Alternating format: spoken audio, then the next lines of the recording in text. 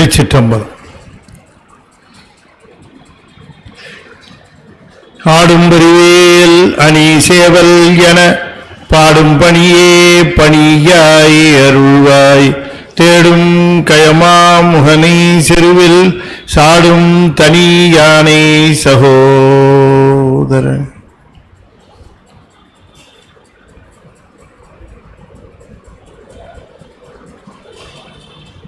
திருச்சிற்றம்பலம்.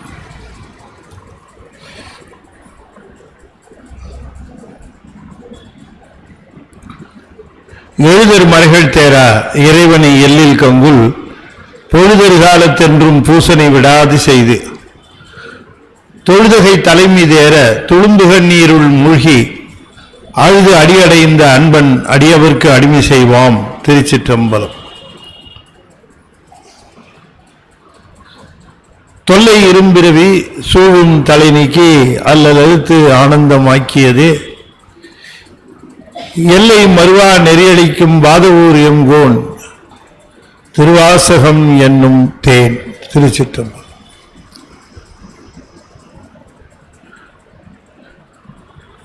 தென்னாடுடைய சிவனே போற்றி, என் நாட்டவர்க்கும் இறைவா போற்றி,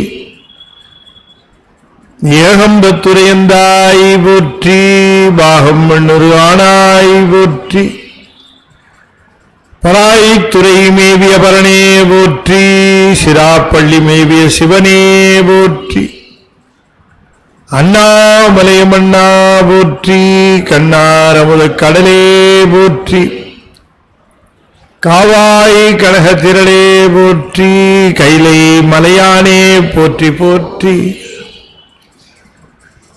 வெற்றிவேல் முருகனுக்கு அரோகரா. திருச்சிற்றம்பலம்.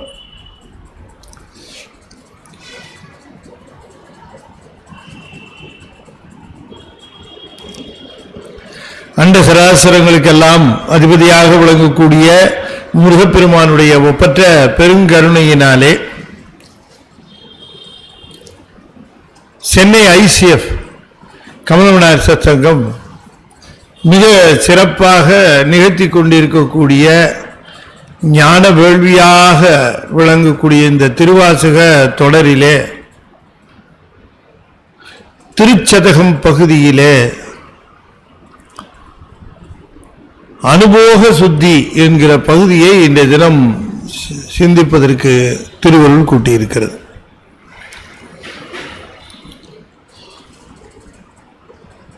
இந்த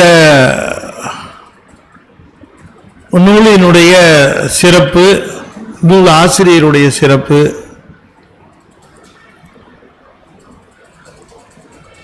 நூலாசிரியனுடைய ஒரு தனித்தன்மை, நூலினுடைய தனித்தன்மை,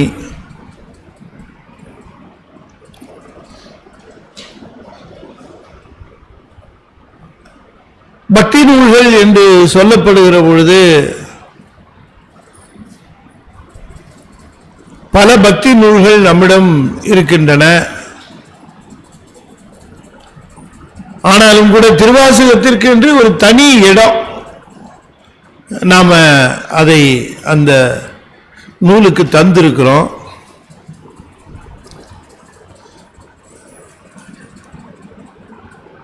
நூலாசிரியருக்கு வாழ்த்து சொல்வது என்பது நாம் மரபாக வைத்து இருக்கிறோம். அந்த நூலாசிரியருக்கு வாழ்த்து சொல்லுவோம்.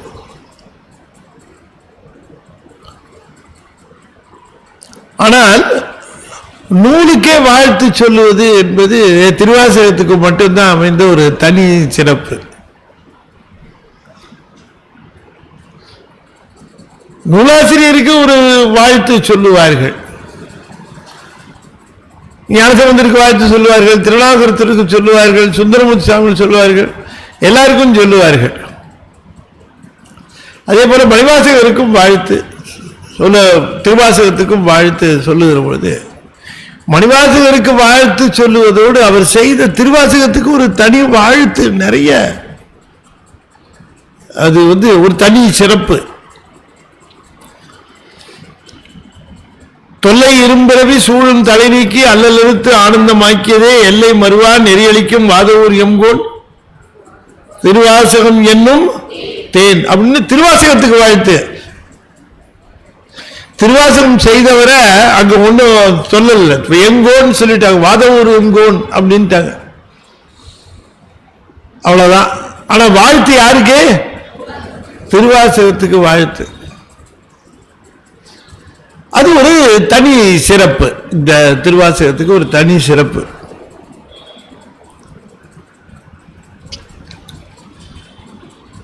நான் கேள்விப்பட்டிருக்கிற ஒரு அன்பர் வீட்டில் பூஜை அறையில வெறும் திருவாசகம் மட்டும்தான், அதுக்கு தான் பூஜை, அதுக்கு தான் வழிபாடு, எல்லாமே அதுக்கு தான். திருவாசகம் புஸ்தகம்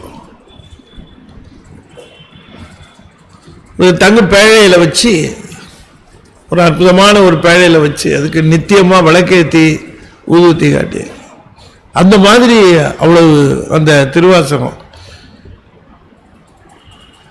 திருவாசகம் என்று சொல்லக்கூடிய நூல்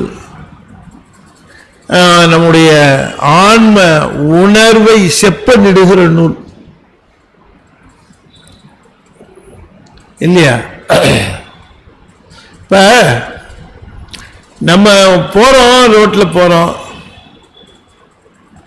ரோட்ல போகிற பொழுது ஒரு பள்ளம் இருக்கிறது, ஒரு குழி இருக்கிறதுன்னு வச்சுக்கோங்க. ஒரு குழி என்ன, நிறையவே இருக்கு நம்ம ஊர் இல்லையா? இப்ப அதுக்கா பஞ்சம்? குழிக்கும் பஞ்சம் இல்லை, குழி தோன்றவனுக்கும் பஞ்சம் இல்லை. ஒரு குழி இருக்கு, ஒரு குழியை பார்க்கிறோம். இந்த குழியை பார்த்த உடனேயே டக்குன்னு விலகி செல்லணுங்கிற உணர்வு முதல்ல எப்படி தோன்றுகிறது? இப்படி பார்க்கிறோம்.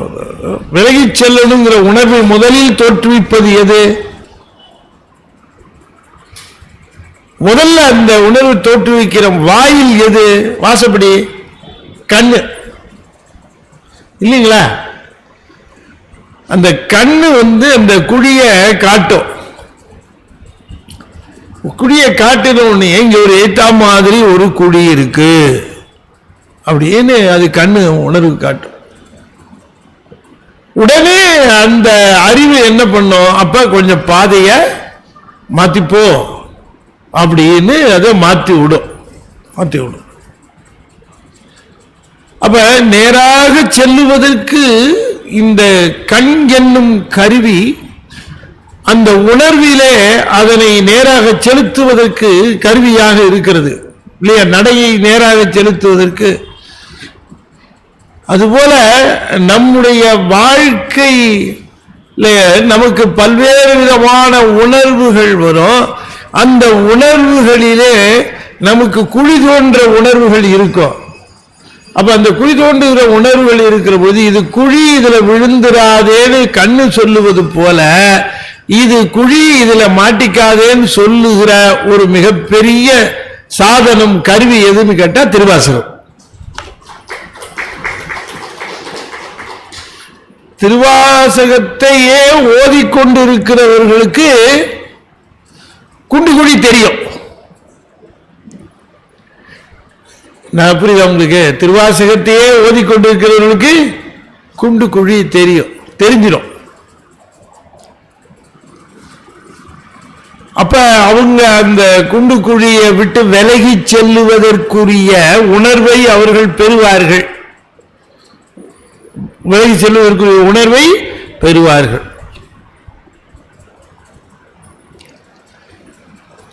நம்ம ரொம்ப அவசரமா போயிட்டு இருக்கோம்னு வச்சுக்கோங்க ஐயா, ரொம்ப அவசரமா போறோம். என்ன அவசரம்? நம்ம கவலை சத்சங்க நிகழ்ச்சிக்காக வந்துட்டு இருக்கிறீங்க, நிகழ்ச்சி வந்துட்டு இருக்கீங்க. ஏற்கனவே மணி 7:10 ஆயிடுச்சு.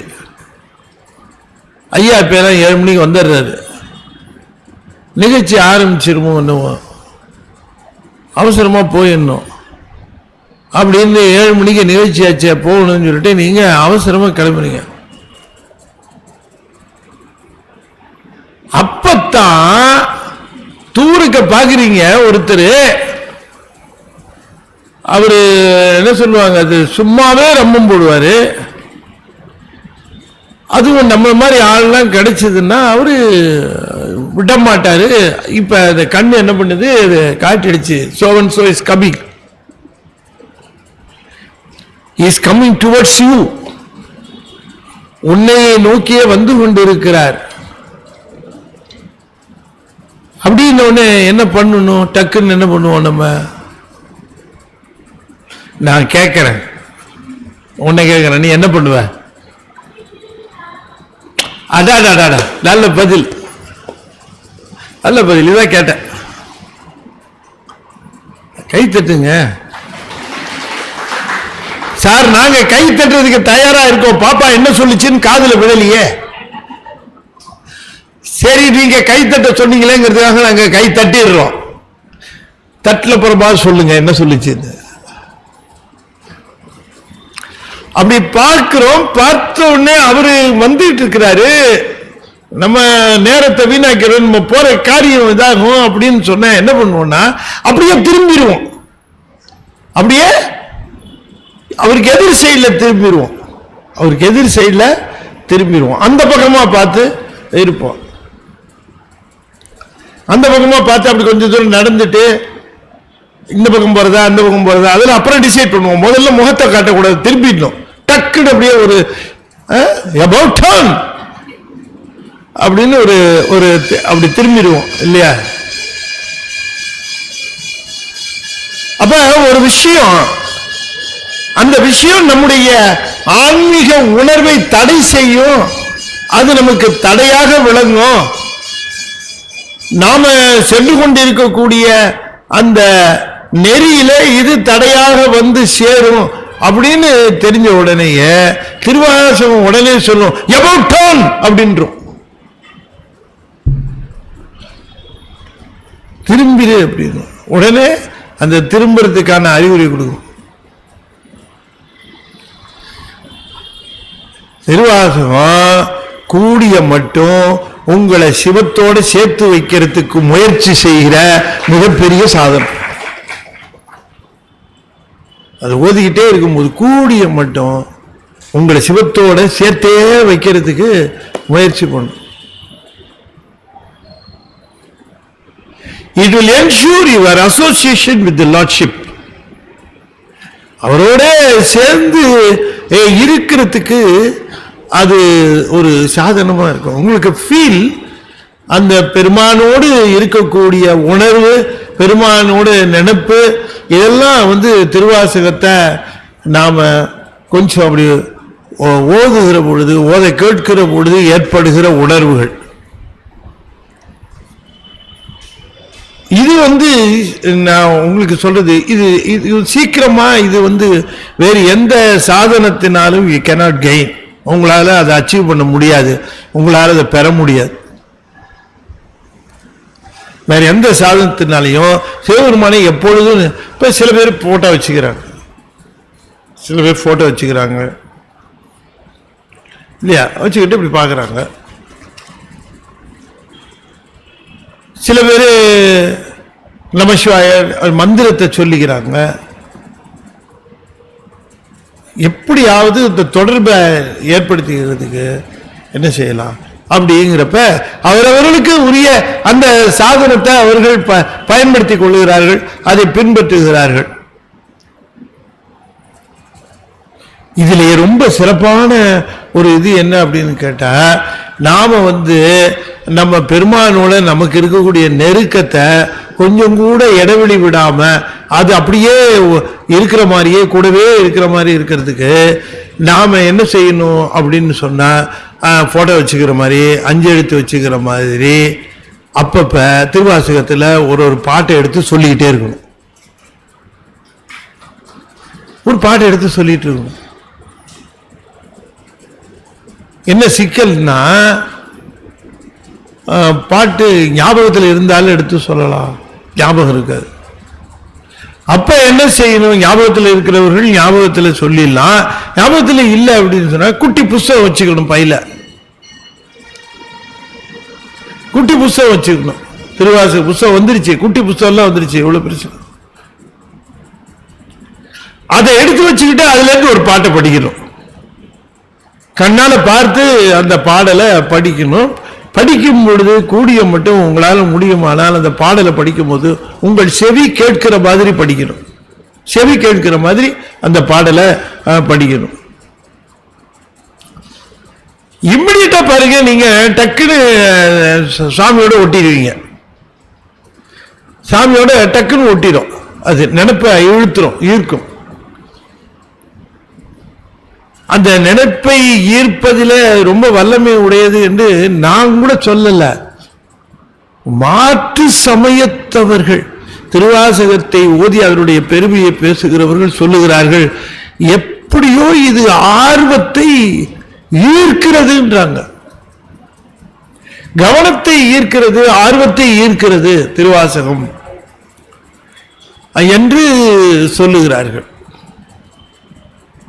ஆதலால் நாம் திருவாசகத்தை நாம் முற்றோதல் பண்ணுகிறோம், முற்றோதல்லாம் செய்கிறோம், இந்த திருவாசகத்தை ஓதுகிறோம்.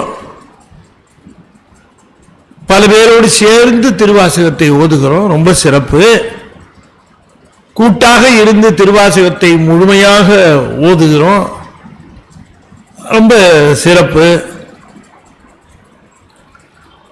அதே நேரத்தில் அதனுடைய தொடர்ச்சியாக நாம திருவாசகத்திலிருந்து நாம பாடல்களை நாம ஓதிக்கொண்டிருப்பதும் படித்து கொண்டு இருப்பதும் அது செய்யணும். இது ஒரு நம்முடைய சிந்தனையை சிவன்பாலேயே நிறுத்தி கொள்வதற்குரிய ஒரு வலிமை மிக்க சாதனமாக இது விளங்குகிறது திருவாசகம். அப்ப திருவாசகம் என்பது உணர்வுகளினுடைய ஒரு பிரிவில் மணிவாசகரால் அருளி செய்யப்பெற்றது. அந்த உணர்வை தரக்கூடிய வல்லமை உடையதாக அந்த ஒரு திருவாசகம் விளங்குகிறது. ஒருவர் தான் துன்பப்படுகிற பொழுது தன்னுடைய துன்பத்தை, தன்னுடைய ஆதங்கத்தை அவர் வார்த்தைகளால் எழுதுகிறார் என்று சொல்லுகிற பொழுது அந்த வார்த்தைகள் அவருடைய துன்பத்தை நமக்கு முழுமையாக வெளிப்படுத்துவதிலே வெற்றி பெறுமா என்று நாம சொல்ல முடியாது. அந்த வார்த்தைகளை அவர்கள் குறிப்பிடுகிற பொழுது, அந்த வார்த்தைகளை நாம் படிக்கிற பொழுது நமக்கு அந்த உணர்வு நமக்கு வருமான்னு தெரியல.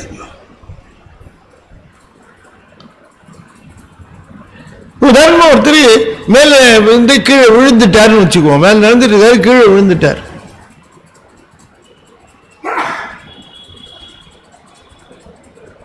அப்ப விழுந்து ஒரு ஐயோ அம்மா வலிக்குதே அப்படின்னு அவரு கூவுகிறார். இத பின்னால எழுதுகிறார் ஒருத்தர்.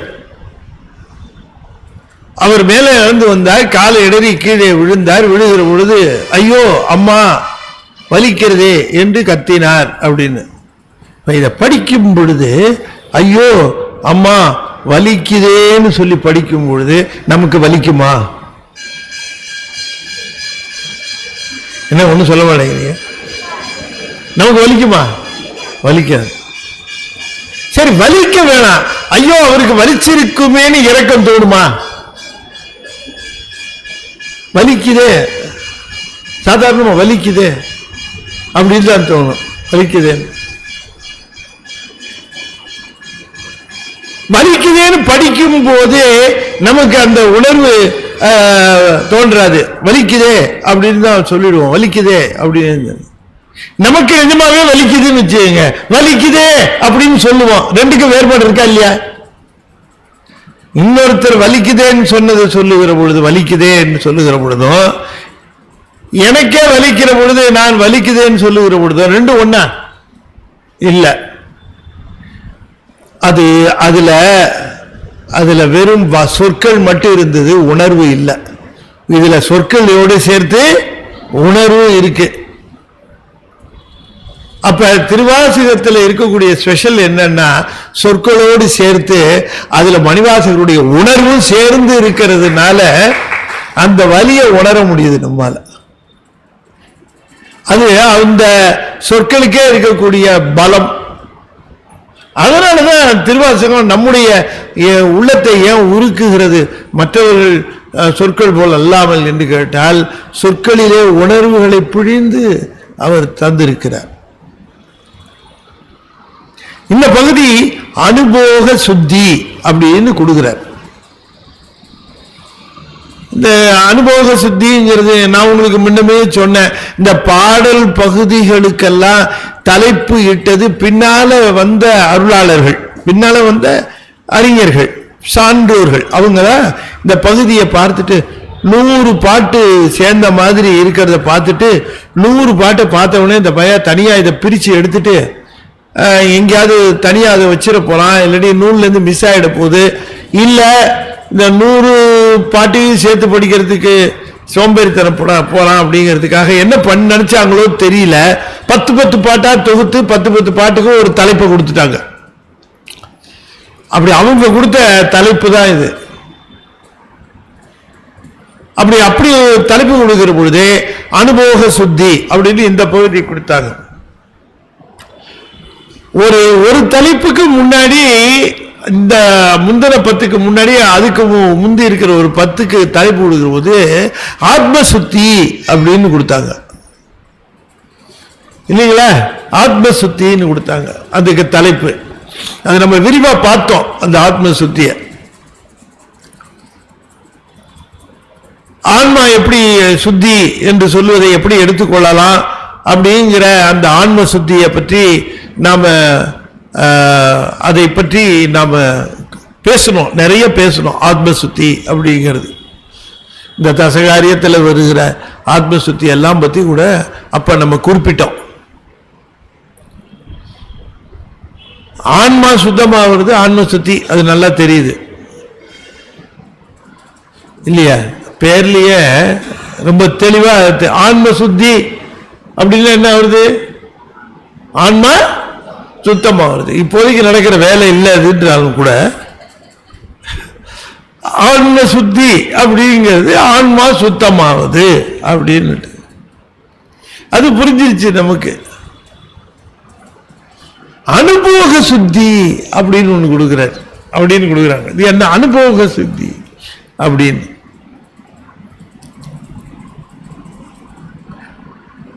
அனுபவம் என்று சொல்லுகிற பொழுது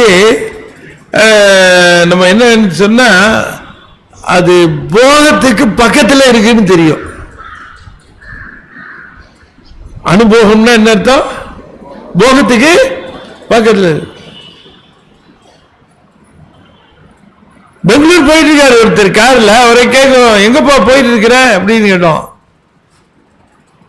பெங்களூர் போய் அது தெரியும்பா, எங்க போயிட்டு இருக்கிறப்ப எந்த இடத்துக்கு போயிட்டு இருக்கிற அப்படின்னு கேட்கிற. உடனே ஹோசூர் போயிட்டு இருக்கிறேன் கிராஸ் பண்ணிட்டேங்கிறாரு. அப்ப நமக்கு என்ன தெரியும்?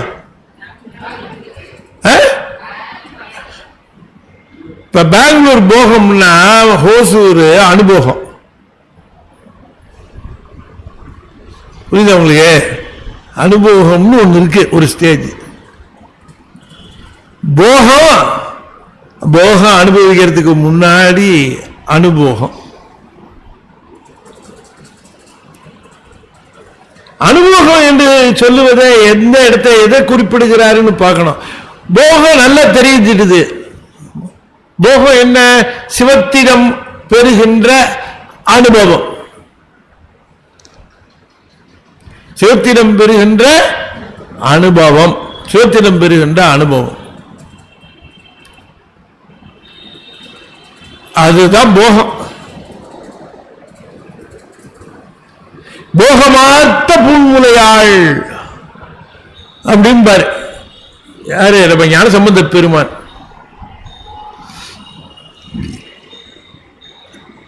போகம் என்று சொல்லுவது சிவானுபவம், சிவானந்தம் இல்லையா? போகம் என்று சொல்லுவது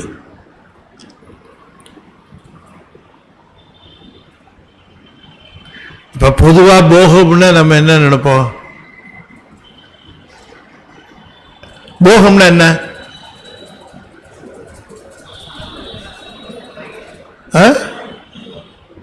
போகம் சௌக்கியம், சுகம். சுகபோகங்களை அனுபவித்துக் கொண்டிருக்கிறார் அவர் அப்படின்னு சொல்லுவோம். சுக போகங்கள், போகம் இருக்கிறது, சுகத்தை அனுபவித்துக் கொண்டிருக்கிறார். போகம் இருந்தால் சுகம் உண்டு, சுகபோகத்தை அனுபவித்துக் கொண்டிருக்கிறார். அப்ப சுகத்தை அனுபவிக்கிறவன் தான் போகத்தை கொண்டிருக்கிறான் அர்த்தம். சுகத்தை அனுபவிக்கிறவன் போகம் கொண்டிருக்கிறான் அர்த்தம். இது நிச்சயம். சுகத்தை அனுபவிக்கிறவன் போகப் பொருளில் இருக்கிறான் அர்த்தம். போகத்தை கொண்டிருக்கிறவன் சுகத்தை அனுபவிப்பான்னு சொல்ல முடியாது. என்ன சொல்றீங்க? போகம் இருக்கிறதுனாலயே சுகம் வரும், ஆனா போகம் இருக்கிறதுனாலயே சுகம் வந்துடும் நிச்சயமா சொல்ல முடியுமா? சொல்ல முடியாது, கஷ்டம். உதாரணத்துக்கு சொல்றேன், நீங்க தப்பா நினைக்காதீங்க. வீட்டுல 3 டூ வீலர் நிக்குது, 3 டூ வீலர் நிக்குது, ஆனா கால் ஒண்ணு இல்ல. டூ வீலர் இருந்து என்ன பண்றது? என்னம்மா எப்படி ஓட்டுறது? போகம் வருது, ஆனா சுகம் இல்லை. கஷ்டப்பட்டு நொண்டி நொண்டி போக வேண்டி இருக்கு வச்சுக்கங்களேன். அப்படி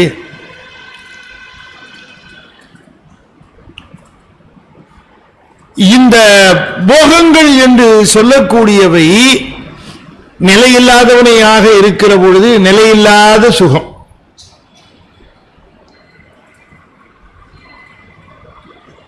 இந்த போகங்கள் என்று சொல்லுற பொழுது நமக்கு உடனே நினைவுக்கு வருவது பிரபஞ்ச சம்பந்தமான போகங்கள். பிரபஞ்ச சம்பந்தமான போகங்கள் நிலை இல்லாதன, தோன்றி நின்று ஒடுங்குவன. சுகமோ தோன்றி நின்று ஒடுங்கும். சுட சுட இட்லி வச்சு மிளகா பொடி வச்சு சாம்பார கொதிக்க கொதிக்க ஊத்தி நெய்ய அப்படியே அலாசி அப்படி போட்டோம்னு வச்சுக்கோங்களேன், 10 இட்லி சாப்பிடுவார். இப்ப 2 இட்லிக்கு தகராறு. சாம்பார் ஊத்தாத, கொஞ்சோண்டு தயிர் இருந்தா வை. 2 இட்லியில 1.25 இட்லி சாப்பிட்டு இருக்காது, 10 இட்லி சாப்பிட்டவர் தான். அவ்வளவுதான். அது சாப்பிட்டது அது ஒரு நாள், 1.5 இட்லி இப்ப இது ஒரு நாள். திரும்ப 10 இட்லி சாப்பிடுற நாள் வருமானா? 10 இட்லி வேணா வரும், நாள் வராது. அவ்வளவுதான். அது அது முடிஞ்சு போச்சு, அது முடிஞ்சு போச்சியா, அவ்வளவுதானே.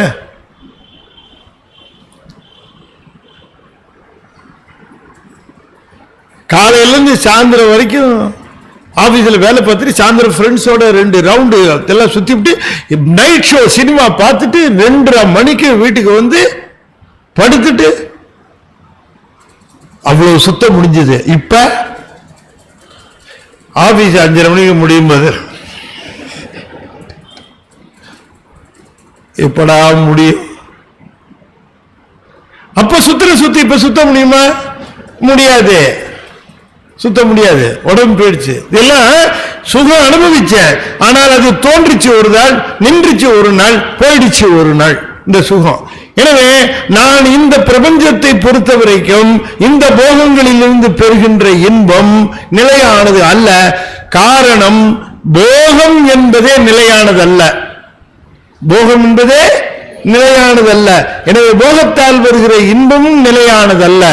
அப்ப இன்பம் நிலையானதாக இருக்க வேண்டும் என்றால் நிலையான போகம் பெற வேண்டும். நிலையான போகம் சிவானுபவம். சிவானுபவம் அனுபவிப்பதற்கு age no bar, age no bar. 3 வயசு குழந்தை அனுபவிக்குது சிவானுபவத்தை. 74 வயசு கிழவனார் அவர் அனுபவிக்கிறார் சிவானந்தத்தை, சிவானுபவம். உங்க வயசாச்சு ஒத்துக்காதுன்னு சொல்றாங்களா? சிவானுபவம் பெறுவதற்கு ரொம்ப வயசாயிடுச்சுங்க உங்களுக்கு சிவானுபவம் ஒத்துக்காது சொல்றாங்களா? இல்ல. ஏன் அப்படின்னா அது தோன்றி நின்று ஒடுங்குகிற போகம் அல்ல, என்றும் நிலைத்து நிற்கக்கூடிய போகத்திலிருந்து விளைவது அந்த சுகம். அப்ப அந்த போகத்தை பெறுவதற்கு அனுபவம் தேவை. எனவே போகம் சிவானந்தம் என்றால் அதற்கு முன்னால் இருக்க அனுபவம் சிவன் அருள், அருள் நிலை. எனவே போகம் ஆனந்த நிலை என்றால் அனுபவம் அருள் நிலை. இந்த அருள் நிலை சுத்தி, அருள் சுத்தி என்று சொல்ற அருள் நிலையை சுத்தி செய்து கொள்ள வேண்டும்.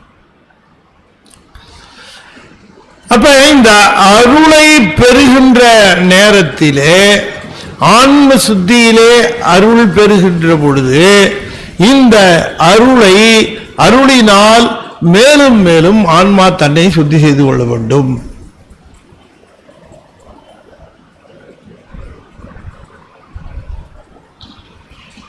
உதாரணம் சொல்லட்டுமா அப்படின்ட்டு? இப்ப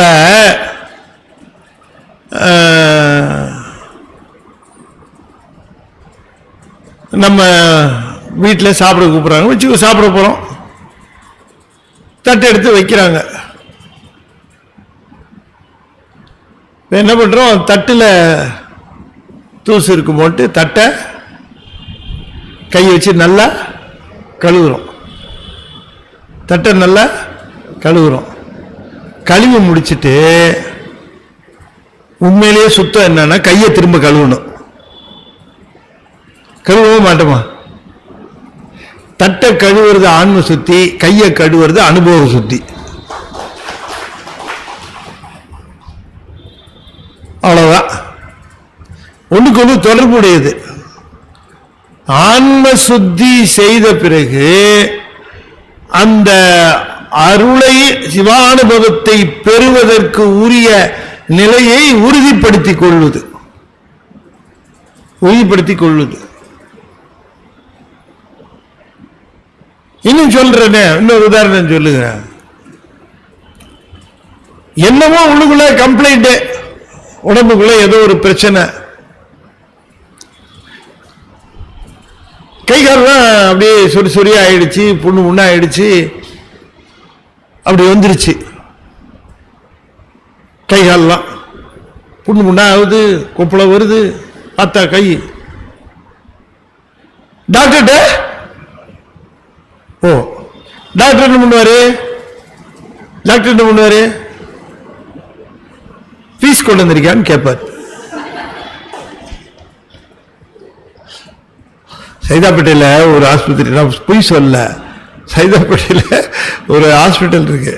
ஹாஸ்பிட்டலில் உள்ள நுழைஞ்ச உடனே ஃபீஸ் கொண்டு வந்திருக்கீங்களான்னு கேட்குறாங்க. டாக்டர்கிட்ட போகிறதுக்கு முன்னாடி டாக்டர் பார்க்கணும் அப்படின்னு கேட்டவொடனே, ஏன்னா அந்த ஏரியா அப்படிப்பட்ட ஏரியாவை எனக்கு என்னன்னு தெரில, அது முதல்ல கேட்டுருவாங்க ஃபீஸ் கொண்டு வந்திருக்கீங்களா அப்படி. ரொம்ப நாளாக புரியல.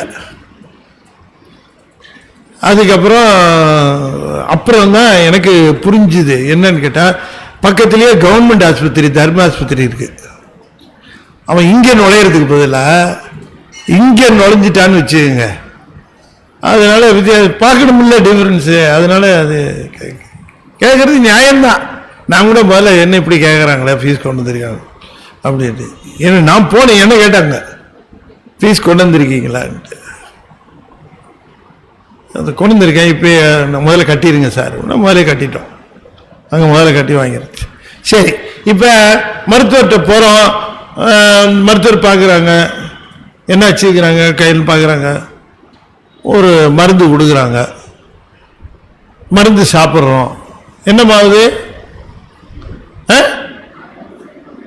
நீ அந்த உங்க 2 பேரும் தான் கேட்பேன் நான், திரும்ப திரும்ப பதில் சொல்லணும். சொல்லு, என்ன ஏன்னா எதிர்காலத்துல உங்க 2 பேரும் நீங்க 2 பேரும் இதே கமலவன சத்சங்கத்துல திருவாசகம் பேசணும். பேசுவீங்களா? தைரியமா சொல்லுங்க. பசங்க யோசிப்பான், இவர் ஏன் இப்படி மாட்டி விடுறாரு நம்மள சிக்கல்ல. I am a free bird. அப்படி பொம்பளை பசங்க சொன்ன காதுல வாங்கிட்டு மனசுல ஏத்திக்கும். அதனால நீங்க 2 பேரும் அதனாலதான் உங்களை கேட்கிறேன். மருந்தால சாப்பிட்றோம், நல்ல மருந்து கொடுத்தாரு, நல்லா பார்த்தாரு, மருந்து கொடுத்தாரு. என்ன ஆகும்? இந்த புண்ணுக்கெல்லாம் கொடுத்த மருந்துனால இது புண்ணு வருது, நின்றுடும், ஆறிடும். ஆறுனதுக்கு அப்புறம் அதெல்லாம் ஆறி இதானதுக்கு அப்புறம் மேல பாத்தீங்கன்னா அப்படியே என்ன இருக்கும்? தழும்பெல்லாம் இருக்கும். டாக்டர் தழும்பெல்லாம் இருக்கு டாக்டர், அது போறதுக்கு இன்னொரு மருந்து எழுதி தர, ஒரு பாம் எழுதி தர, ஒரு மருந்து. அதை நல்லா தடவிக்கிட்டு அதை ராத்திரி தடவிக்கங்க, காலையில் எழுந்துச்சு ஒரு தடவை தடவிக்கங்க, சுடுதண்ணில் அலம்பிக்கங்க அப்படின்னு 2வது கொடுப்பார். முதல்ல வியாதி போகிறதுக்காக ஒரு மருந்து, அப்புறம் 2வது வியாதியால் தாக்குண்டு ஏற்பட்ட தழும்பு நீக்குவதற்கு அடுத்த மருந்து. அப்போ முதல்ல ஒரு தடவை சுத்தம் பண்ணார், அடுத்த தடவை ஒரு சுத்தம் பண்ணார். முதல்ல பண்ண சுத்தம் ஆன்ம சுத்தி, 2வது பண்ணது அனுபவ சுத்தி. எவ்வளவு தூரம் நான் சொல்ல வேண்டி இருக்கு பாருங்க உங்களுக்கு. இந்த தலைப்பை நாம புரிஞ்சுக்கணும், இல்லாட்டி அது ஆத்ம சுத்தி, இது அனுபவ சுத்தி. அப்படி நம்ம வீட்டுல 2 சுத்தி இருக்கு, ஒண்ணு பெருசு, ஒண்ணு சின்னது. அப்படின்னு போறதுல பயன் இல்லை. மனசு அப்படியே நிக்கணும். அது சாமி நம்மள வா வா வாம்பாரு, வா வா சொல்லுவாரே தவிர வானு போகிற பொழுது நாம் தூய்மை அடைய வேண்டும் என்று எதிர்பார்ப்பார். நாம வரணும் வரணும்னு அவருக்கு ரொம்ப விருப்பம் இருக்கும். ஆனாலும் இந்த தூய்மை கேட்டை நாம் நீக்கிக் கொள்ள வேண்டும். அதுதான் சுத்தி. ஆகையினாலே எப்படி அந்த துன்பம் நீங்கியதற்கு பிறகும் அதனுடைய தழும்பு இருக்குமோ அதை நீக்குவது போல அனுபவ சுத்தி அருள் வந்து சேர்வதற்கு வாய்ப்பாக, இன்னும் அருளை பெறுவதற்குரிய வாய்ப்பாக, அருளை சரியாக பயன்படுத்திக் கொள்ளுவதற்குரிய வாய்ப்பாக அனுபவ சுத்தி என்று ஒன்றை சொல்லுகிறார். அனுபவ சுத்தி. எனவே ஆத்ம சுத்தியாக நம்முடைய ஆத்ம சுத்தியிலே நாம் அந்த ஆன்மாவை சுத்தம் செய்ததோடு நம்முடைய அருளை பெறுவதற்குரிய தகுதியை மேம்படுத்திக் கொள்வது, அருளை பெறுவதற்குரிய தகுதியை மேம்படுத்தி கொள்வது, அந்த அருளை மேம்படுத்திக் கொள்வதற்குரிய அந்த தகுதியைத்தான் அனுபவ சுத்தி என்று இதிலே குறிப்பிட்டார். நீங்க இந்த சொன்னதை நீங்க மறக்க கூடாது, நீங்க எப்பொழுதும் நினைவுல வைத்துக் கொள்ள வேண்டும். அனுபவ சுத்தினா என்னன்ட்டு. அதுல இந்த தன்னுடைய அந்த நிலை குறித்து சுவாமி குறிப்பிடுகின்றார். தன்னுடைய நிலை குறித்து சுவாமி என்ன நிலை என்று சொன்னால், இப்ப அவருக்கு என்ன அந்த ஸ்டேட்டஸ், அவருடைய நிலை என்னன்னு கேட்டா, அவர் திருப்பெருந்துறை வழியாக குதிரை வாங்குவதற்காக செல்லுகிறார். குதிரை வாங்குவதற்காக சென்ற பொழுது நிரம்ப திரவியம் எடுத்துக்கொண்டு, பொற்காசுகளை எடுத்துக்கொண்டு அங்கே அந்த குதிரைகளை வாங்குவதற்காக, அரசாங்கத்திற்கான குதிரைகளை வாங்குவதற்காக அவர் போகிறார். அப்படி போகிற வழியில திருப்பெருந்துறை என்று சொல்லக்கூடிய திருத்தலத்தில இறைவரால் தடுத்து ஆட்கொள்ள பெறுகிறார். இறைவரால் தடுத்து ஆட்கொள்ள பெறுகிறார். அந்த இறைவரால் தடுத்து ஆட்கொள்ள பெறுகின்ற அந்த பெரும் பாக்கியம், அந்த பெரும் பேறு அவருடைய வாழ்விலே அவர் ஒவ்வொரு நாளும் இறைவனிடம் கேட்டுக்கொண்டிருந்த வரம். அவர் ஒவ்வொரு நாளும் பெருமானிடம் கேட்டுக்கொண்டிருந்த வரம். எப்படி தாயுமானவர் ஒவ்வொரு நாளும் தாயுமானவர் திருக்கோயிலிலே தட்சிணாமூர்த்திக்கு முன்பாக இருந்து அடியேனுக்கு ஒரு குருநாதர் தங்களைப் போல் வாய்க்க வேண்டும், தங்களைப் போல் வாய்க்க வேண்டும், முடியுமானால் தாங்களே வர வேண்டும் கேட்டார். தங்களைப் போல் வர வேண்டும், முடியும்னா நீங்களும் வந்துருங்க அப்படின்னு சொல்றோம் இல்லையா? என்ன என்ன சொந்த எக்ஸ்பீரியன்ஸ் சொல்லட்டுமா? அதாவது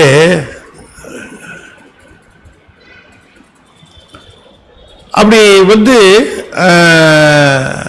ஹாஸ்பிட்டல்ல ஒரு சின்ன சமாச்சாரத்துக்காக நான் அடியேன் போயிருந்தேன்.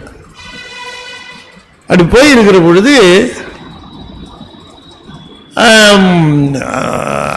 அட்மிட் ஆயிருந்தேன். அங்க இருந்தேன், ஹாஸ்பிட்டல்ல இருந்தேன்.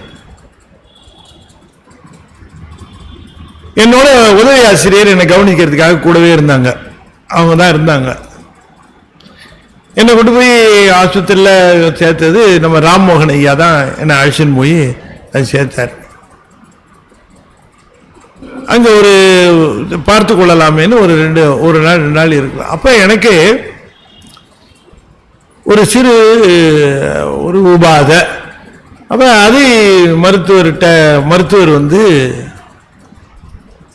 அதை தீர்ப்பதற்காக அவரிடம் எடுத்து நம்ம எனக்கு உதவியாக இருந்த உதவி ஆசிரியர் நான் எல்லாம் கொஞ்சம் சொன்னோம். மருத்துவர்கிட்ட கேட்டோம், இது கொஞ்சம் சரி பண்ணணும் அப்படின்னு. அவர் உடனே என்ன பண்ணார், அது சரி பண்ணக்கூடிய வாய்ப்பு இருக்கா இல்லையான்னு கூட, ஏன்னா என்னுடைய சொந்த அனுபவத்தை சொன்னா உங்களுக்கு நல்லா புரியுமேங்கிறதுக்காக சொல்றேன். அவரே உடனே அவர் பார்க்கறதுக்காக வந்தார். ஒரு நாள் கழிச்சு வந்தார். முந்தின நாள் ஞாயிற்றுக்கிழமையா போச்சு, அதனால கொஞ்சம் சிரமமா இருந்தது. அடுத்த நாள் வந்துட்டார். வந்து பார்த்த உடனே உடனே அவர் சொன்னார், பார்த்த உடனே நான் என்னுடைய கஷ்டத்தை எடுத்து சொன்னேன். இருங்க நம்ம சரி பண்ணலாம் அதை அப்படின்னாரு. அதுவே மனசுக்கு ரொம்ப இதமா இருந்தது. பண்ணிட்டு சரி பண்ண முயற்சி பண்ணார். முயற்சி பண்ணிட்டு என்ன பண்ணார், முயற்சி பண்ணி அதுல வெற்றியும் பார்த்துட்டு அதுல வெற்றி அடைஞ்சுட்டார். எனக்கு ரொம்ப ரிலீஃப். பண்ணிட்டு என்ன பண்ணார், அதை ட்ரெஸ் பண்ணணும்னாரு. ட்ரெஸ்ஸிங் பண்ணி விட்டுறேன்னாரு. ட்ரெஸ்ஸிங் பண்ணி விட்டுட்டேன்னு சொல்லிவிட்டு அதை ட்ரெஸ் பண்றதுக்காக என்ன பண்ணார், அந்த நர்ஸை கூப்பிட்டார். அம்மா அந்த டேப் எடுத்துட்டு வா, அந்த இதை எடுத்துட்டு வா அப்படின்லாம் ஒரு இன்ஸ்ட்ரக்ஷன் கொடுக்கிறார். நமக்கு நல்ல நேரம் இருந்தா தான் அவர் கேட்ட டேப்பு நர்ஸுக்கு கிடைக்கும். நமக்கு நேரம் சரியில்லைன்னு வச்சுக்க, அது அவங்க தேடுவாங்க, இல்லைன்னா எங்க அவர் பிஸியா போறாரு. அப்ப அவர் உடனே என்ன சொன்னாரு, இங்க வாமா உன்கிட்ட சொல்றேன், எப்படி போறதுன்னு சொல்றேன், நீ போட்டுருமான்னாரு. எடுத்துட்டு வந்து நான் உடனே சொன்னேன், டாக்டர் நீங்க வைத்தியத்தை பண்ணி முடிச்சிட்டீங்க, ட்ரெஸ்ஸிங்க நீங்களும் பண்ணிடுங்க, நீங்க இன்னொருத்தட்ட அதை ஒப்படைக்க வேணாம், நீங்களே பண்ணுங்க சரியா இருக்கும் அப்படின்னு என்னுடைய அவநம்பிக்கைய அதை சொன்னேன் அவர்கிட்ட. சொன்ன உடனே அவர் என்ன பண்ணார், டக்குன்னு சரி நானே போட்டுறேன், அதை எடுத்துட்டு வாமா அப்படின்னு சொல்லிட்டு இருந்து அதை ட்ரெஸ்ஸிங் பண்ணி விட்டாரு. அது சரியாயிடுச்சுன்னு வச்சுங்க, அது சரியாயிடுச்சு. இப்ப எனக்கு மாண்ட ரூபத்தில் ஒரு குருவாக யாரையாவது அனுப்பு, வேண்டாம் நீயே ட்ரெஸ்ஸிங் பண்ணி விட்டுரு அப்படின்னு கேட்கிறோம் இல்லையா? டாக்டரே பண்ணி விட்டேன், நர்ஸு பண்ணு. சில சமயம் சில இடங்கள்ல எல்லாம் இன்ஜெக்ஷன் போடுறது டாக்டரே போடுவார். டாக்டர் போட்டால் கரெக்டாக பார்த்து எந்த இடம்னு போடுவார். அவங்களுக்கு தெரியும் எந்த இடத்துல போடுவார். நர்ஸு வந்தாங்கன்னா கொஞ்சம் தேடுவாங்கன்னு வச்சுக்கோங்க, இங்க போட்டுமா அங்க போட்டுமா அப்படின்னுட்டு அப்படி தேடுவாங்க, ஏத்துவாங்க, பார்ப்பாங்க. நான் கேட்பேன், ஏமா இந்த கொசு வருது, ரத்தத்தை குடிக்கணும்னு நினைக்குது, கரெக்டா ஒரு இடத்துல உட்காருது, பின் பாயிண்டா அடிக்குது, பின் பாயிண்டா ரத்தத்தை எடுக்குது, கொசுவுக்கு தெரியல, நரம்பு உனக்கு தெரியலையா?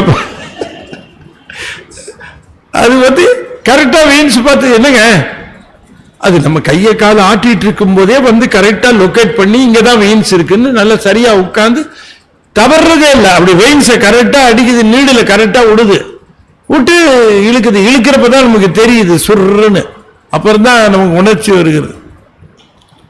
இப்ப எதுக்கு இதை சொல்ல வருகிறேன் அப்படின்னு கேட்கிற பொழுது, தாய்மானவர் தட்சிணாமூர்த்திக்கு முன்பாக உட்கார்ந்து சாமி குருவாக யாரையாவது அனுப்புறதோடு ஒரு பக்கம் இருந்தா நாங்களே வரதா இருந்தாலும் வந்துருங்க சாமி அப்படின்னு கேட்கிறார். அதுக்காக சொன்னேன் அந்த உதாரணத்தை.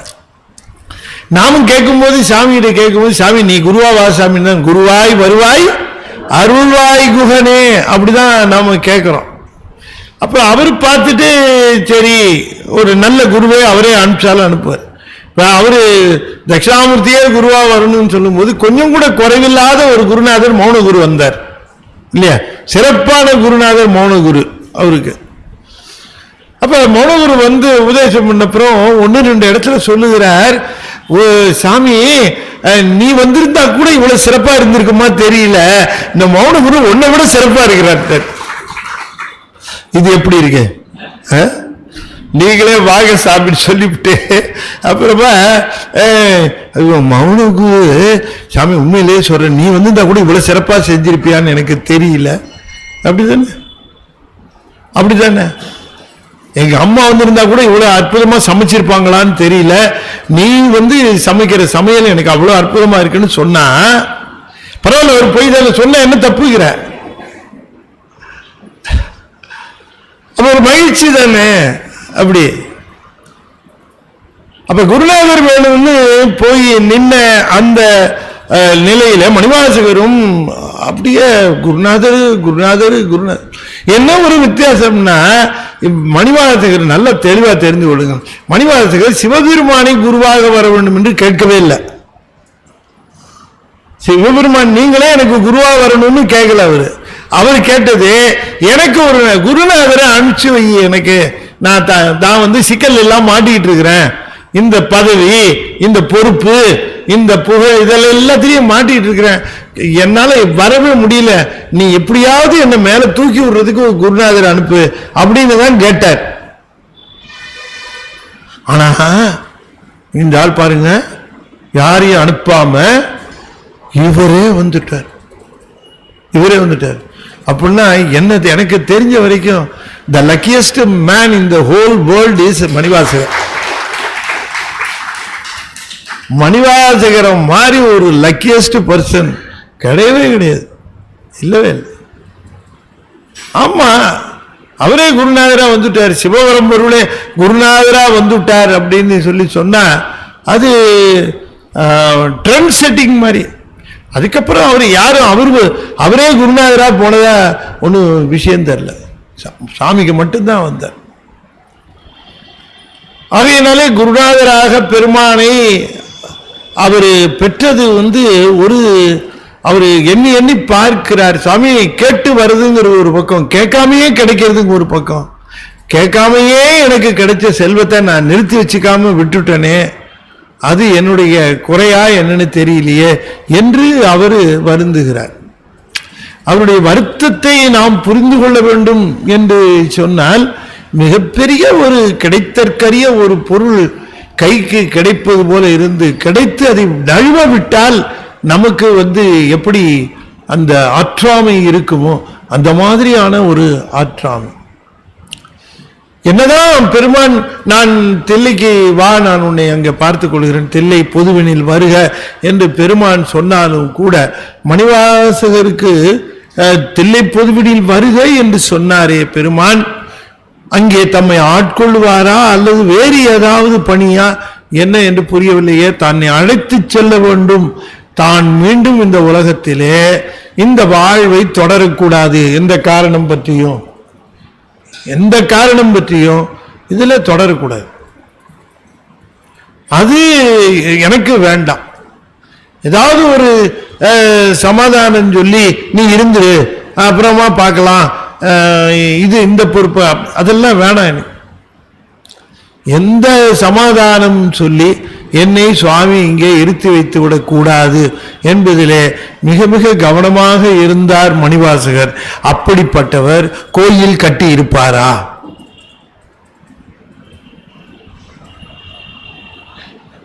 நீங்க சைக்கலாஜிக்கலா யோசனை பண்ணி பாருங்க,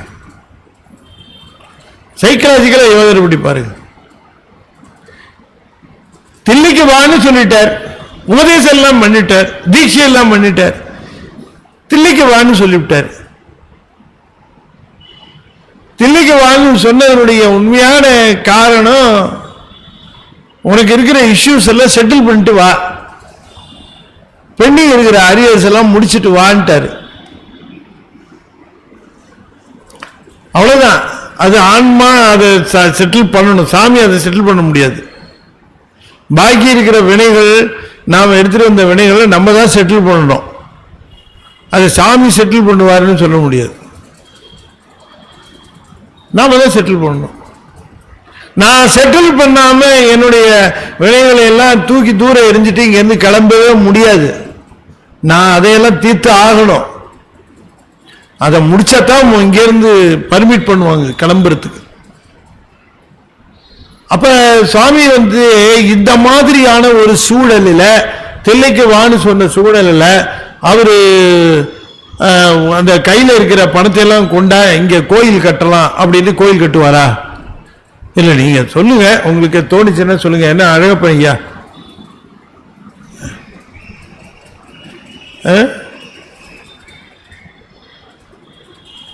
சிவபெருமான் என்னையே பார்த்து சொன்னார் வச்சுக்கோங்க, என்னையே எடுத்துக்கிறேன்.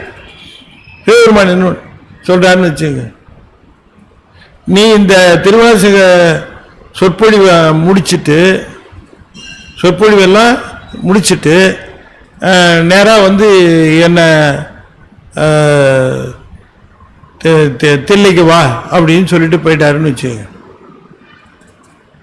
என்னங்க, திருவாசக சொற்பொழிவை முடிச்சுட்டு தில்லைக்கு வான்ட்டு போயிட்டார். அப்ப திருவாசக சொற்பொழிவை முடிச்சதுக்கு பிறகு நான் என்ன செய்யணும் நீங்க சொல்லுங்க. சாமி சொல்லிட்டு போயிட்டார், சாமியே சொல்லிட்டார், எனக்கு சொல்லிட்டாருன்னு என்ன நடக்குமான்னு கேட்காதீங்க. அவரு கற்பனை தானே, சந்தோஷமா இருக்கு சொல்லும்போது கூட. எனக்கு அதை அனுபவிச்சு பார்க்கறதுல என்ன இருக்கு ஒரு தப்பு?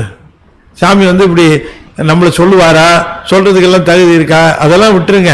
கற்பனைக்கு ஒரு லிமிட் கிடையாது. இல்ல, சாமி சிவபெருமான நல்ல திருவாசகம் சொல்ற, இதை இன்கம்ப்ளீட்டா விடாத, முடிச்சுட்டு வா, இந்த சொற்பொழிவை முடிச்சுட்டு தில்லைக்கு வந்துரு நீயே அப்படிங்கிறாரு. சாமி அழைச்சிட்டு போறதுக்கு தானே கூப்பிடுறீங்கன்னு, நீ தில்லைக்கு வாயான் பேசிக்கலாம், அங்க வா அப்படிங்கிறாருன்னு வச்சுக்கோ. நான் என்ன பண்ணுவேன்னு, என்ன பண்ணணும்னு நீங்க எதிர்பார்க்குறீங்க? நீங்க சொல்லுங்க, சும்மா உங்க out of your imagination just tell me, உங்களுடைய கற்பனையில சொல்லுங்க, என்ன செய்யலாம், என்ன செய்யணும், என்ன செய்வேன், அப்படி என்ன செய்வேன் நான் சொல்றேன், என்ன செய்யலாம்?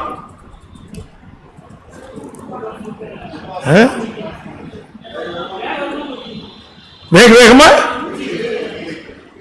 வேகமா முடிக்க முடியாது, கஷ்டம். முன்னாலேயே மணிவாசையை உட்கார்ந்துருக்காரு.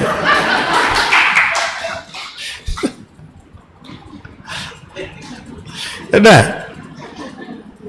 அவருக்கெல்லாம் தெரியாது, யாருக்குமே தெரியாது. என்கிட்ட சொல்லிட்டு போனாரு, அவர் எனக்கு மட்டும் சொல்லிட்டு போயிருக்காரு, யாருக்கும் சொன்னது தெரியாது இல்லையா? மணிவாசையா எப்பவும் போல கரெக்டா சொல்றாரா என்னன்னு அப்படி பார்த்துட்டு இருக்கிறாரு.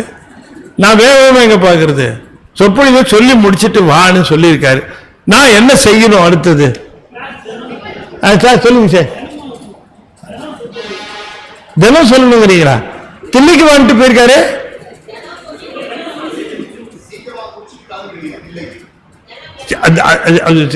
இதை முடிச்சுட்டு சீக்கிரமா இல்ல, என்ன முடிச்சுட்டு உடனேய நேரா தில்லை கிளம்பிடுவேன். நேரா தில்லைக்கு கிளம்பிடுவேன். இங்க இருந்து நேரா தில்லைக்கு போறதுக்கு பஸ் எதுவும் இல்லை.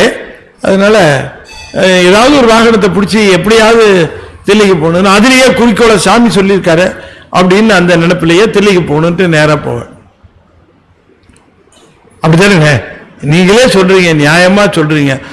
ஒரு இது இல்லாம, பயஸ் இல்லாம, எந்த விதமான பாகுபாடும் இல்லாம நீங்க அதை உடனே முடிச்சுட்டு நீங்க போயிடணும் சார், நீங்க அப்படிங்கிற அந்த கருத்து கரெக்டா சொல்றீங்க.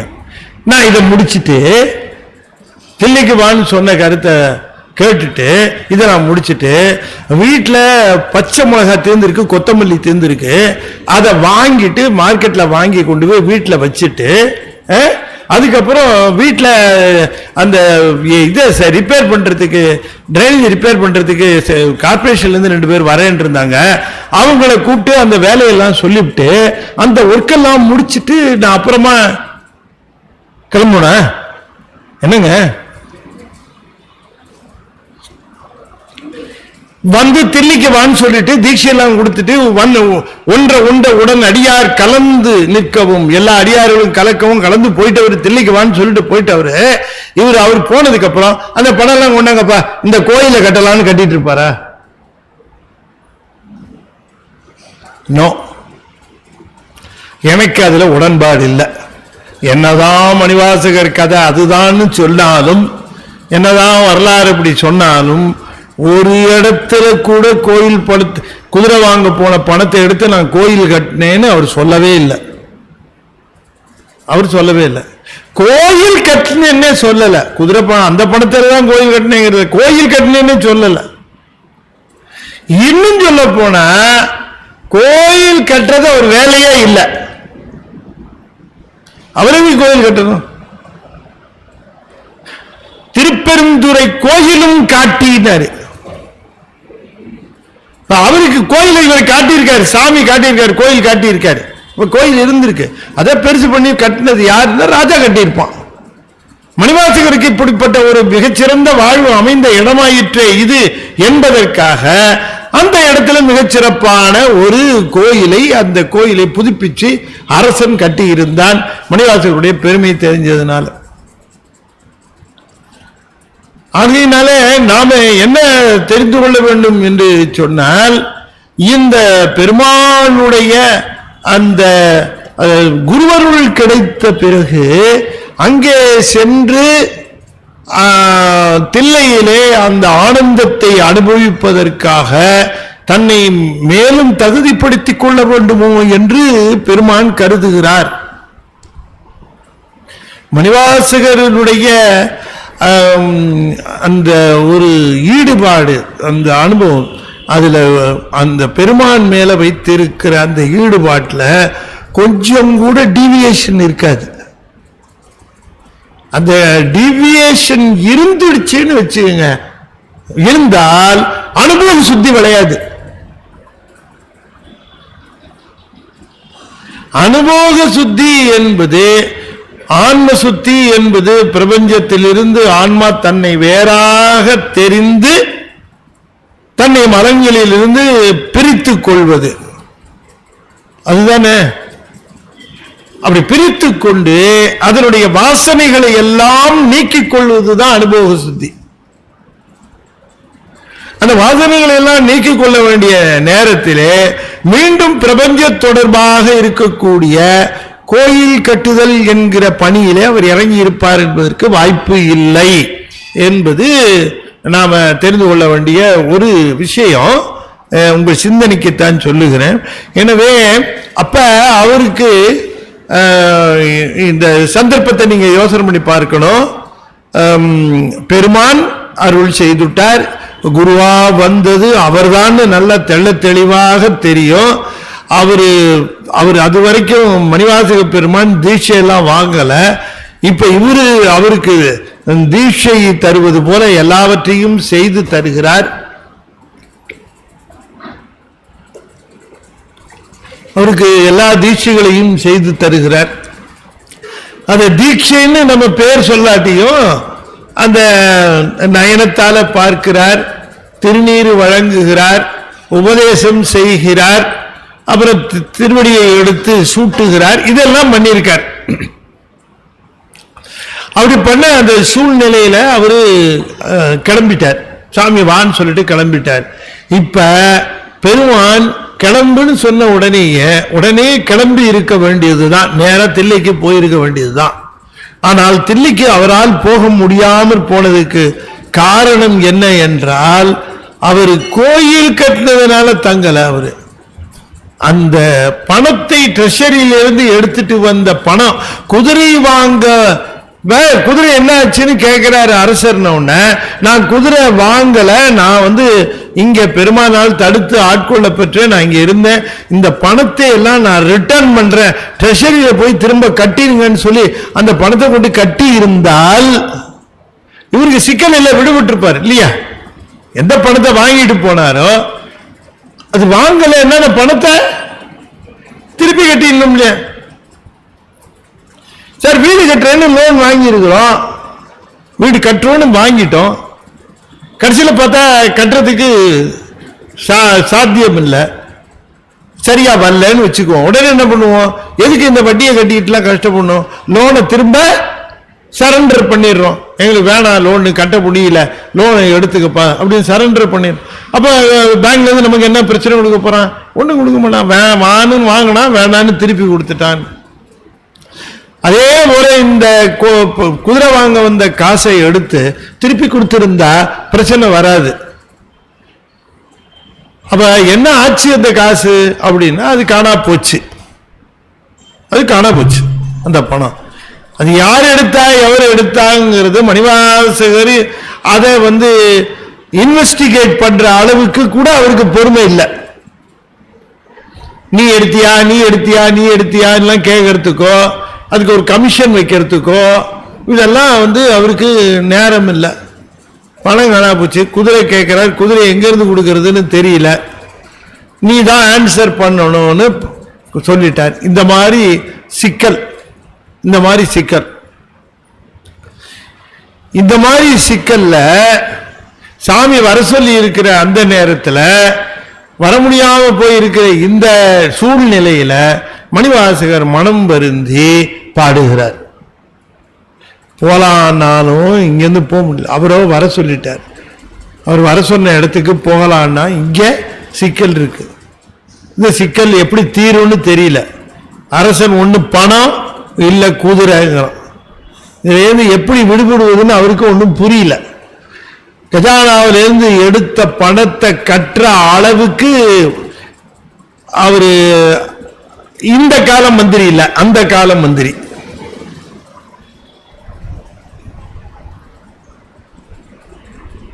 எவ்வளவு வேணாலும் ஃபைன் போட்டாலும் கட்டுறதுக்கு தயாராக இருப்பது. ஏன்னா அதுக்கு அப்பவே சொல்லிட்டாங்களா, இவங்கெல்லாம் சொல்றாங்க, மந்திரி கழகு வரும்பொருள் உரைத்தல் அப்படின்னு. ஆகையினால அவர்கிட்ட துட்டு இல்லை,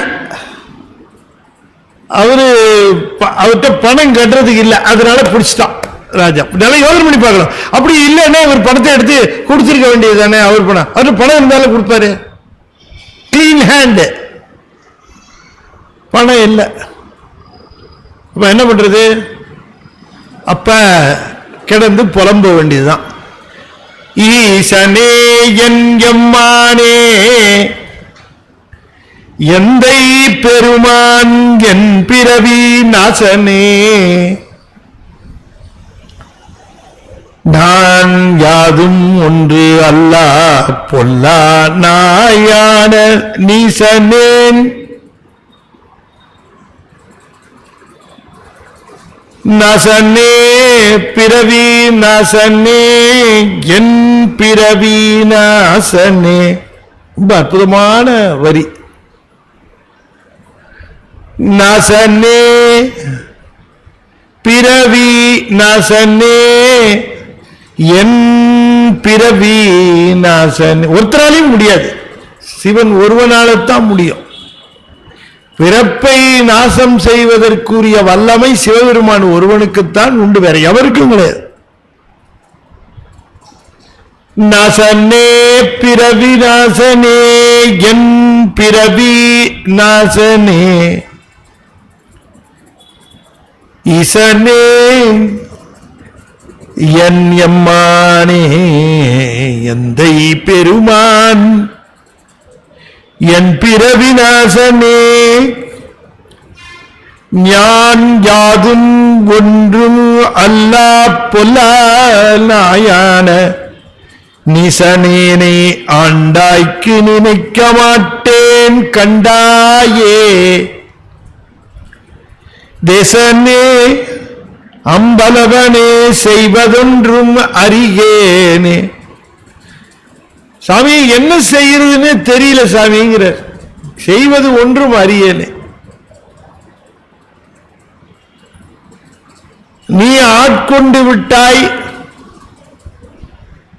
எண்ணி பார்க்கிற போது உன்னுடைய திருவடி என் சிரசின் மேலே பதித்தாய். அப்ப நிச்சயமா எனக்கு பிறப்பு கிடையாது, அது நிச்சயமா தெரியுதுங்கிறார். பெருமான் தன்னுடைய திருவடியை எடுத்து என் முடியிலே சூட்டிய காரணத்தினாலே என் பிறப்பு அறுபட்டு போய்விட்டது, பிறப்பு இல்லை. ஆனால் என்னுடைய இந்த உள்ளமானது திருப்பெருந்துறையிலே கருணையோடு வந்து என்னை ஆட்கொண்ட அந்த ஒரு செய்தியை மட்டுமே நினைந்து இருக்க வேண்டும், இருக்க முடியல.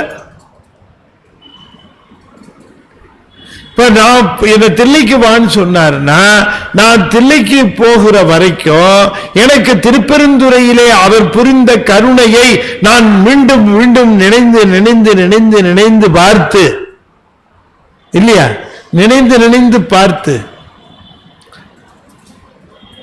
நமக்கு ரொம்ப பிடித்தமானவர்கள் நம்மிடம் ஒரு 2 வார்த்தை அன்பா பேசி உங்களால முடியப்ப நீங்க வாங்கல நம்ம வீட்டுக்கு அப்படின்னு சொல்லிட்டு போகிறார்கள் வைத்தீங்க. அப்ப அவங்க நம்ம கிட்ட பேசின அந்த அன்பான வார்த்தைகள், அவர் நம்ம பார்த்து சொன்ன வார்த்தைகள் எப்படி இல்ல மனசுக்கு அதையே திரும்ப திரும்ப நினைச்சு இன்னும் நல்லா புரியணும்னா ஒரு உதாரணம் சொல்லுகிறேன். நல்லா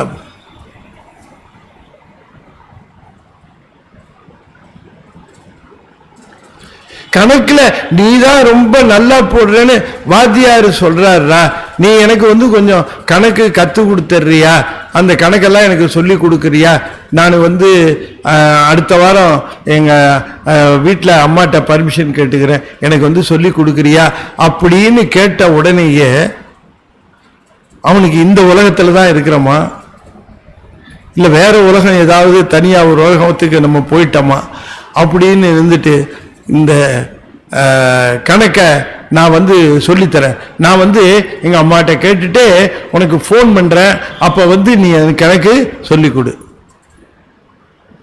எனக்கு இந்த கால்குலஸ் ட்ரிக்னாமெட்ரிலாம் சரியா வரல அப்படின்னு அது சொல்லிட்டு அந்த பொண்ணு கேட்டுச்சுன்னு வச்சுக்கோங்க. சார் என்ன சார் நீங்க எல்லாம் இரும்பு மாதிரி இருக்கிறத பார்த்தா இந்த உதாரணம் எங்களுக்கு சுத்தமா புரியவே இல்லை சார் அப்படின்னு சொல்ற மாதிரி இருக்கு. அப்படி கேட்டுட்டா இவன் அன்னைக்கு போய் சொல்லி கொடுக்கறத விட்டுங்க, சொல்லி கொடுக்க சொல்லி கேட்டுச்சேன்னு நினைச்சு அதையே நினைச்சு நினைச்சு ஆகா நம்மளை கால்குலஸ் ட்ரிக்னாமெட்ரி சொல்லி கொடுக்க சொல்லிச்சேன்னு அதையே நினைச்சு நினைச்சு பையன் இந்த 2 நாள்ல ட்ரிக்னாமெட்ரி கால்குலஸை மறந்துடுவான்.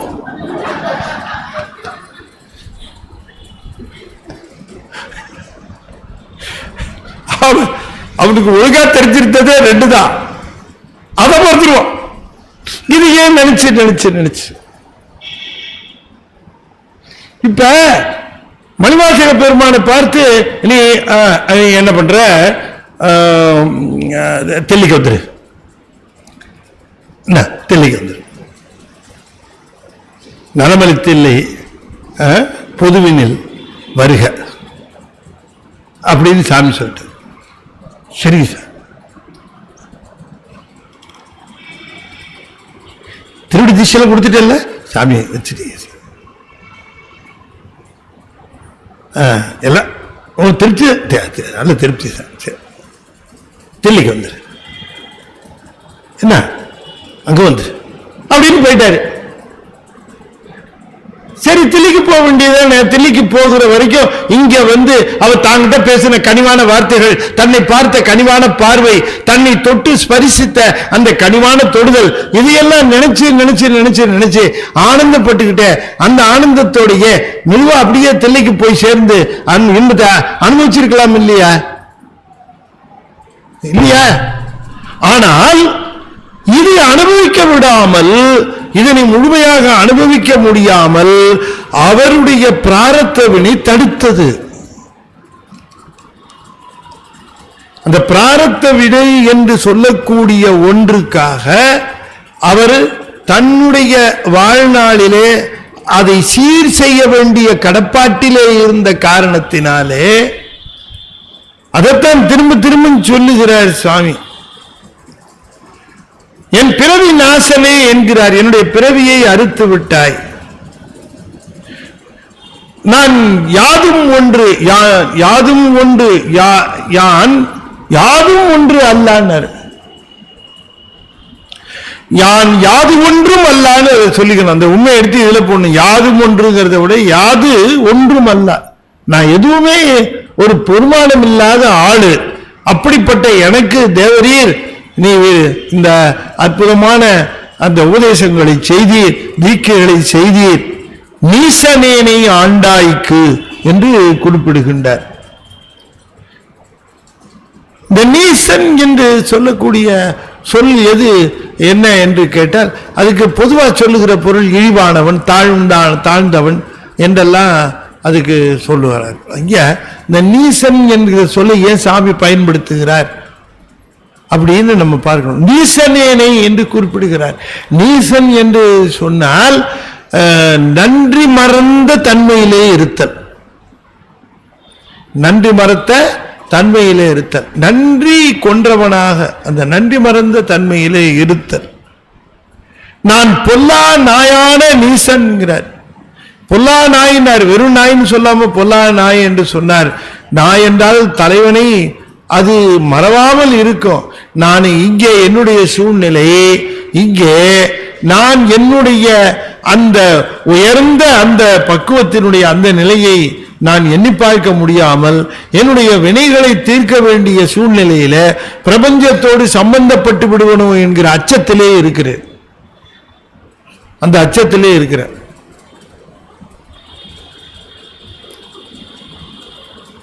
அரசனுக்கு கடன் கட்ட வேண்டும், பணத்தை கட்ட வேண்டும் என்று சொன்னால் உடனே ஒரு 50 பேர்கிட்ட போய் ஐயா நீங்க கொஞ்சம் உதவி செய்யுங்க, ஏதாவது பார்த்து நீங்க செய்யுங்க, ஒரு 100 பேர் 1000 பேர்கிட்ட வாங்கி அதை பண்ணலாம் அப்படின்னு சொன்ன மணிவாசகருடைய நிலை என்ன ஆகும் யோசனை பண்ணி பாருங்க. பிரபஞ்சத்தோட தொடர்பு ஏற்பட்டு போச்சுன்னா என்ன? கொடுக்கிறவங்க எல்லாருமே ஒரே மாதிரி எண்ணத்தில் கொடுப்பாங்களா? ஒருத்தர் சொல்லுவார் ரசீது கொடுப்பீங்களா சார் அப்படின்னு கேட்பார்.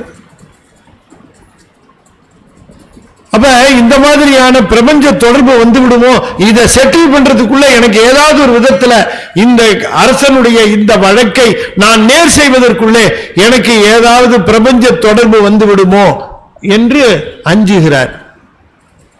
அப்ப சிவபெருமான் வந்துவிட்டு போனால் அவரையே நினைந்து கொண்டிருக்க வேண்டிய நன்றியை செய்யாமல் அவரை மறந்துவிட்டு மற்ற விஷயங்களை கவனிக்கக்கூடிய ஒரு சூழ்நிலை எனக்கு வந்து சேர்ந்ததே என்று கருதுகிறார். ஈசனே என் எம்மா, அந்த எண்ணுங்கிறத எம்மானே மட்டும் வச்சுக்கணும். என்னன்னா கடைசியில எண் போட்டுக்கணும், கடைசியில எண் போடுங்க. ஈசனே எம்மானே எந்தை பெருமான் என் பிறவி நாசனே, ஈசனே என்மானே எந்தை பெருமானே என் பிறவிநாசனே, யான் யாதும் ஒன்று அல்லா பொல்லா நாயான நீசனேன். நான் ரொம்ப மோசமான நன்றி கெட்டவன், நான் நன்றி கெட்டவன். உண்மையை நீர் எமக்கு இவ்வளவு தூரம் செய்திருக்கிற பொழுது இந்த உள்ளத்தை உமக்கே ஒப்படைத்து உண்மையே சிந்தித்துக் கொண்டிருக்க வேண்டிய நான், இப்ப நம்ம அதை தவறா நினைக்கிறது இல்லை. நாம சிவத்தை தவிர வேறு செய்திகளை சிந்திப்பது தவறு இல்லை என்று கருதுகிறோம். இவ்வளவு தூரம் உதவி செய்த சிவத்தை நினைக்க வேண்டும், அவனை நினைக்காமல் மற்ற செய்திகளை நினைப்பது நன்றி கொன்ற தனம் என்று நாம் நினைப்பதில்லை, அதை நியாயப்படுத்துகிறோம். நமக்கு நினைவு முழுவதும் அவர்கிட்ட தான் இருக்கணும். ஏனென்றால் அவர்தான் நம்மை தேற்றக்கூடியவர், என்னுடைய துன்பங்களில் இருந்து தேற்றக்கூடியவர், அதற்காக எத்தனையோ உபகாரங்களை செய்தவர். அவரை நான் மறத்தல் கூடாது, தொடர்பு கொண்டிருக்க வேண்டும் என்கிற அந்த எண்ணத்திலே எத்தனை நேரம் அவரை சிந்திப்பதற்கு கூட்ட முடியுமோ அந்த நேரத்தை கூட்டி கூட்டி சிந்திக்காமல் அவர் தந்த நேரத்திலே நாம் அவருக்கு நேரம் இல்லை என்று சொல்லிவிட்டு மற்றவற்றை கவனிக்கின்றோம். இது நன்றி கொன்ற தனம் தானே இல்லையா? திருவாசக வகுப்பு நடக்கிறதே ஏன் வரவில்லை என்று கேட்டால் எனக்கு நேரம் இல்லை. அப்படி என்று சொல்லுகிற பொழுது அந்த நேரம் இல்லை, அந்த நேரத்தை தந்தவர் யார்? அவர்தானே தந்தார், அவர்தானே தந்தார். உதவிக்காக 10,000 ரூபாய் பணம் கொடுத்து நீ போய் உனக்கு வேணுங்கிறத வாங்கிக்கப்பா, 10,000 ரூபாய் பணம் வச்சுக்க, உனக்கு வேணுங்கிறத வாங்கிக்க அப்படின்னு சொல்லிட்டு சொல்லுகிறார். அப்படியே நீ வருகிற பொழுது இன்றைக்கு இருக்கக்கூடிய செய்தித்தாள் ஒன்று வாங்கிட்டு வந்திருப்பா அப்படின்னு சொல்லுகிறார். சரின்னு 10,000 ரூபாய் பணத்தை வாங்கிட்டு போய் சுத்திட்டு எல்லாம் செலவு பண்ணிட்டு திரும்பி வருகிற பொழுது செய்தித்தாள் இல்லாமல் வருகிறான். கேட்கிறாங்க, எப்பா உன்னை செய்தித்தாள் வாங்கிட்டு வர சொல்லு. காசு இல்லை வாங்கிறதுக்கு.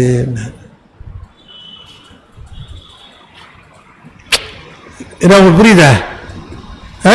எவ்வளவு கொடுத்தாரு? 10,000 ரூபாய் கொடுத்தாரு. செய்தித்தாள் விலை எவ்வளவு? 10 ரூபா. செய்தித்தாள் வாங்கிறதுக்கு காசு இல்லை. ஏன் அப்படி சொன்னான்னா 10,000 ரூபாய் எனக்காக கொடுத்தார், செய்தித்தாளுக்கு அவர் காசு கொடுக்கல, அதுக்கு 10 ரூபாய் கொடுத்து வாங்கிட்டு வான்னு சொல்லியிருக்கணும்.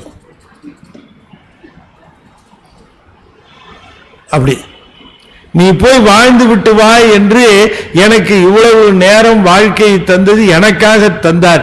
அவரை நினைப்பதற்கு நமக்கு நேரம் அவர் தந்திருக்க வேண்டும் அல்லவா? அந்த நேரத்தை அவர் தரவில்லை, அதனால நான் அவரை சிந்திக்க முடியவில்லை. இதற்கு பேர் தான் நன்றி கெட்டத்தனம்னு பேர். இவ்வளவு தூரம் வாழ்வு வசதி எல்லா வாய்ப்பு எல்லாவற்றையும் தந்த பெருமானை நினைப்பதற்கு நேரம் இல்லை. ஐயா நீ கோயில் கூட போக வேண்டாம், நினைக்கலாம் இல்லையா? நினைக்கிறதுக்கு நேரம் இல்லைன்னு எப்படி சொல்ல முடியும்? சொல்ல முடியுமா? அந்த மாதிரி சொல்லலாமா? சொல்லக்கூடாதுங்கிறார். சொல்லுகிறார், பொல்லா நாயான நீசனேனை ஆண்டாய்க்கு நினைக்க மாட்டேன். என்ன சொல்லுகிறார்? நினைக்க மாட்டேன்கிறார். இந்த நினைக்க மாட்டேன் என்று சொல்லுவது சாமி சொல்லுகிறார், எல்லா நேரத்தையும் உனக்கே செலவு பண்ணி நினைக்காமல் என்னுடைய கவலைகள் என்னை சூழ்ந்து கொண்டு மீண்டும் பெருமானை சந்திக்கிற பொழுது கூடுவோமா இல்லையா என்கிற அந்த வருத்தம் அச்சமானது என்னை பீடித்துக் கொண்டு இருக்கிறது. இப்படி பீடிக்கலாமா தான் கேட்கிறார். தேசன்னே, தேசன்னா ஒளின்னு அர்த்தம், தேசு ஒளி மிக்கவனேன்னு அர்த்தம், தேஜஸ்னா ஒளின்னு இல்லையா? தேசன்னே அம்பலவனே செய்வது ஒன்றும் அறியேனே. என்ன பண்ணும்? என் எம்மானேனாலே என்னுடைய தலைவனேன்னு தான் அர்த்தம். என் எம்மானேன்னு ஏன் சொல்லுவானே, அந்த எண்ணை எடுத்து கடைசியில போடணும். என் என்ன செய்கிறது, என்ன செய் ஒன்றும் அறியேனே, என்ன செய்வது, என்ன என்ன செய்வது, இது ஏன் இந்த மாதிரி நிலைமை என்று சொல்லுகிறார். ஈசன்னே என்னம்மானே எந்தை பெருமான் என் பிறவி நாசனே நான் யாதும் ஒன்றும் அல்லா பொல்லா நாயான நீசனேனை ஆண்டாய்க்கு நீ என்னை ஆட்கொண்டாய். நீ என்னை ஆட்கொண்டு விட்டாய், ஆனால் உன்னை முழுமையாக நினைக்க முடியாமல் என்னுடைய இந்த கால சூழ்நிலை இவ்வாறு என்னை ஆக்கி வைத்திருக்கிறதே, என்னை விட நன்றி கெட்டவர்கள் இருக்க முடியுமா என்று கேட்கிறார். அப்ப இந்த இடையறான் நினைவு எப்பொழுதும் இருக்க வேண்டுமே, இந்த நினைவு இல்லையே, இல்லாமல் போகிறதே என்று வருந்தி பேசுகிறார் இல்லையா? இப்ப பாருங்க, இது ரொம்ப மணிவாசகர் ஒரு அந்த கருத்து, அவர் சொல்லுகிற கருத்து எப்படின்னு பார்க்கிற பொழுது, உன்னையே நினைக்கணும், உன்னையே நினைக்கணும், உன்னை பத்தி நினைக்க முடியாம இருக்குதே, நான் என்ன பண்ணுவேன்னு தெரியலையே. உன்னைத்தான் நினைக்கணும், உன்னை பத்தி நினைக்க முடியாம இருக்கு, உன்னை பத்தி நினைக்க முடியாமையே இருக்குதே, நான் என்ன பண்ணுவேன் அப்படின்ட்டு நினைச்சிட்டு இருக்கிறார். இது பாத்தீங்களா? இது அது டெக்னிக் பாத்தீங்களா? உன்னை பத்தி நினைக்கிறப்ப நினைக்கிறேன், நினைக்காதப்ப நினைக்க முடியாம போகுது, உன்னை நினைக்க முடியாம போகுது, உன்னை நினைக்காம இருக்கிறேன்னு அப்படின்னுட்ட ஒன்னு நினைக்கிறது, ஒன்னு நினைக்கிறத பத்தி நினைக்கிறது, ஒன்னு நினைக்கிறது, இன்னொன்னு நினைக்கிறத பத்தி நினைக்கிறது. ரெண்டும் நினைக்கிறது தானே, ரெண்டும் நினைக்கிறது தானே. எப்படி நேரா அவரே நினைச்சா என்ன, இல்ல அவரை நினைக்க முடியவில்லையே என்று வருந்தி நினைக்கிறோமேன்னு என்று சந்தோஷப்பட்டு நினைச்சா என்ன, தொடர்ந்து நினைக்க முடியுமா என்று கவலைப்பட்டு நினைச்சா என்ன? நினைக்கிறது உண்மைதானே, அவரையே தானே நினைக்கிறோம், அவரையே தான் நினைத்து கொண்டு இருக்கிறோம், அதுதானே முக்கியம். அப்ப பெருமான் அவரை தொடர்ந்து நினைத்து கொண்டே இருக்கிறார். ஆனாலும் கூட ஏன் நினைச்சுக்கிட்டு தானே இருக்கீங்க, ஏன் இப்படி பயப்படுறீங்கன்னா எங்கேயாவது நினைக்க முடியாம போயிடுமோ, அடுத்தது எங்கேயாவது நினைக்க முடியாம போயிடுமோன்னு தான் நான் பயப்படுறேன். நினைக்க முடியாம போயிடுமோன்னு சொல்லிட்டே நினைச்சுக்கிட்டே இருக்கிறது. இதுதான் இந்த பாடல்கள் இருக்கக்கூடிய ஒரு அழகு பாருங்க. அந்த அழகு, அவன் உன்னை திட்டுறத நீ மறந்துடணும், அவன் உன்னை என்ன திட்டினாங்கிறத நீ மறந்துடணும், அவன் திட்டுறது நீ நினைச்சுக்கிட்டே இருக்க கூடாது. அவன் என்னடா இப்படி திட்டினானே, அவன் மறக்கிறோட கூட அவன் தலை விட்டுதான் மறந்துருப்பான். நீ மறந்துடணும்னு சொல்லிய அவன் அதை மறக்காம நினைவு வச்சுக்கிற மாதிரி, புரியுதா உங்களுக்கு?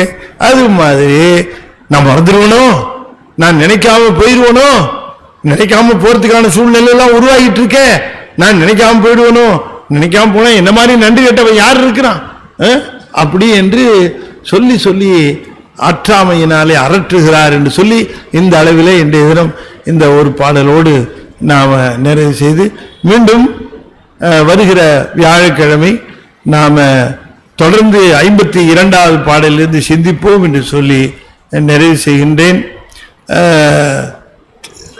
திருவாசகம் அடியன் எழுதின நூல் இருக்கிறது, வேணுங்கிறவர்கள் இந்த குறிப்பு உரையோடு இருக்கிறது, வேணுங்கிறவர்கள் பெற்றுக்கொள்ளலாம்.